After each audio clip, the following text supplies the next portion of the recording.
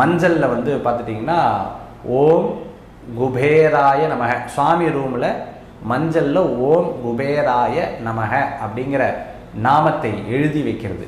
அது மஞ்சளில் எடுத்து ஓம் குபேராய நமக. நீங்கள் வந்து இப்போ எனக்கு கன்னடா தெரியும் அப்படின்னா கன்னடத்தில் எழுதிக்கலாம். எனக்கு வந்து தெலுங்கு அப்படின்னா நான் தெலுங்குல பண்ணலாம். மலையாளம் தெரியும்னா மலையாளத்தில், தமிழ்னா தமிழில், இங்கிலீஷ்னா இங்கிலீஷில். அது வந்து சுவாமி ரூமில் நீங்கள் சாமி இது இருந்ததுன்னா அதுக்கு முன்னாடி மஞ்சளில் எழுதுறது ரொம்ப விசேஷமான பலன்களை கொடுக்கும்.